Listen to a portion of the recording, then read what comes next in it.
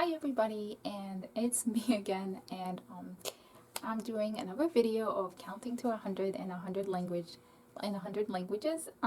It's a series I'm doing where I'm attempting to learn how to count to 100 in 100 languages, and I hope you guys join me for the ride. I don't know if it's gonna happen, but let's just have fun and learn more about different languages, different cultures, and about history. Alright, so today I'm going to do German, and I actually really like the sound of German. Can be a little off-putting for some people, especially because it sounds very harsh. But being a native Hebrew speaker, I'm used to harshness of sounds, especially with the H sound. It doesn't really bother me. However, just a fair warning, it is like a bit, it can sound very harsh at times. Kind of like you're attacking somebody, but it's a very beautiful language. It is also very close to English, which I find very interesting why they don't teach it in American schools that much. I would think that's a very easy language that people could learn in high school, especially since people already speak English in the US. But anyways, I don't know why that is. So to get started, I'm going to do a little bit of a brief history on the language. Now, again, I did not go into specific linguistic aspects of the language. It was a bit too confusing with too many details, and I didn't know what to include. So I'm going to speak a little bit about the background of the language and about the history of the language. I'm not going to go too much into detail. Now, bear with me. I'm not a historian. In fact, history was the worst subject for me in school, so just try my best. And if you guys have anything to add, please feel free to comment down below. All right. So, also, forgive me for the really bad lighting. It is late at night here, and it's been a long day. All right. So, the German language is a Germanic language spoken in Central Europe. It comes from it's a West Germanic language specifically, and it comes from the ancient Germanic branch of Indo European languages, where it gets most of its vocabulary. It is the official or co-official language in Germany, Austria, Switzerland, South Tyrol, which is part of Italy, the German-speaking Community of Belgium, and Liechtenstein. It is also one of the 3 official languages of Luxembourg, and the co-official language of Opole Voivodeship in Poland. I can't pronounce that. It is spoken by 90 million people as a native language and 10 to 15 million people as a second language. Its closest relatives are Afrikaans, Dutch, English, the Frisian languages. You can read more about those languages. Again, I don't want to go into too much detail. Low German, Low Saxon language, Luxembourgish, and Yiddish. So you can see English is one of its closest relatives, which is hence the comment earlier why I was surprised that it's not being taught in the US that much in high school, which is interesting. All right, so Standard German is based on a combination of Thuringian-Upper Saxon, which is an East Central German dialect, and Upper Franconian and Bavarian dialects, which are Central German and Upper German dialects belonging to the Irminonic High German dialect group. You can read more about those dialect groups, but I thought I would give you the background about that. The history of the German language begins during the migration period, and the migration period is a period in history between 375 to 538 AD, causing a High German consonant shift. Again, you can read more about that, separating the Old High German and the Old Saxon. The Old High German period has many dialects and was a very volatile language. This brings us to the Middle High German period between 1050 to 1350 AD. This period marks significant expansions of Germanic tribes. And following the Black Plague, we have the early New High German period. This period marks further displacement of the Latin language and the translation of the Bible into German. Basically, German is becoming more common, more standardized, Latin is being pushed aside. And the standardization of German occurred between 1852 to 1860, which is when the formation of the official dictionary happened, with grammatical rules appearing in 1872 in a grammar handbook. And I thought that was pretty interesting because that's not too long ago. So actually standardizing German happened pretty recently, which is quite interesting compared to other languages.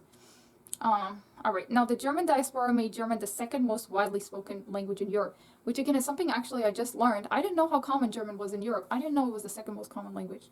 So, it most widely spoken. So anyways, we're gonna get counting. I'm gonna try my best. Some of these numbers are pretty easy for me to pronounce once, but when I have to keep repeating it, it can be kind of difficult. So I'm gonna try my best. All right, we're gonna start from 1 to 10, then we're gonna go from 11 to 20, and we'll see how we do. 1, 2, 3, 4, 5, 6, 7, 8, 9, 10. Okay. Now, 11 doesn't sound like anything that has to do with adding 10 to 1. It's just 11. And then 12 is 12. 13 is 13. 14 is 14. 15 is 15. 16 is 16. 17 is 17. And if you can, this is just important to know, it's not 17, it's 17. 18 is 18. 19 is 19. 20 is 20. 20. All right, so that was 20. Now it gets a little bit confusing here because, well, also with the 11 to 20, you tend to put the single number first and then the tens of the numbers, which is a little confusing for the brain because in Latin languages and in English as well, you kind of put the single digit after the tens, but that's not how it's done here. However, it's not too difficult to count because you'll see that it just follows a simple rule. 21, forming compound numbers, all you have to do is put the single digit first, and then you say und, which I believe is and in German, and then you put the tens of the number.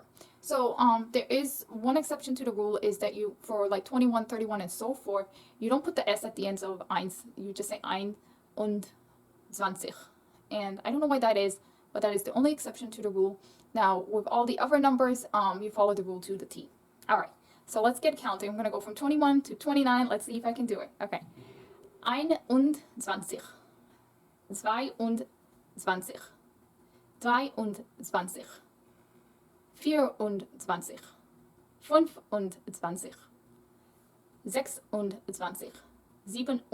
27, 27, 28, 29, and 30 is 20. It's not 20, it's 20. There's like an S sound there, and it's actually spelled with, you'll see on the screen the way it's spelled a little bit differently, but anyways. So we're going to try to go from 31, let's try from 31 to 33. 31, 31, 32, 33,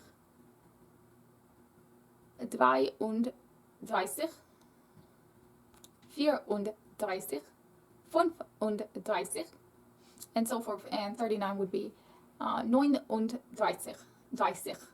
All right. So now we're going to go to 40, and 40 is 40. Now we're going to go 41 to 43. 41, 42, 43, and you keep going up to 49, which would be 49. 49. Now 50. 50. 50. 51. 51. 42. Forgive me. 53. 54. 55 would be 55. And so forth, we're going to go to 59, 59. All right, now we're going to go to 60, and that's 60. 60. And you're not saying 60, you're saying 60. 60. So there's no S at the end of that 6. So we're going to go to 61. Let's try 61 to 63. 60. 61.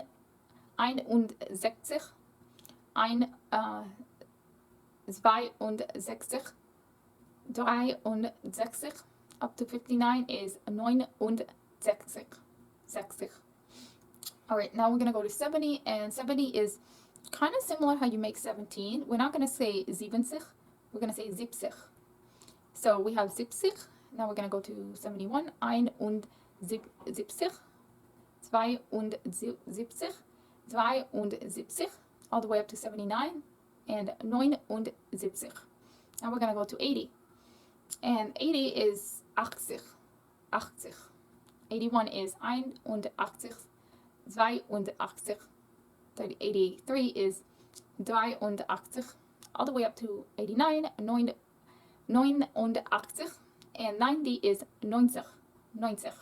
Now we're going to go to 91. 91. 92 is 92. 93 is 93. And all the way up to 99. 99.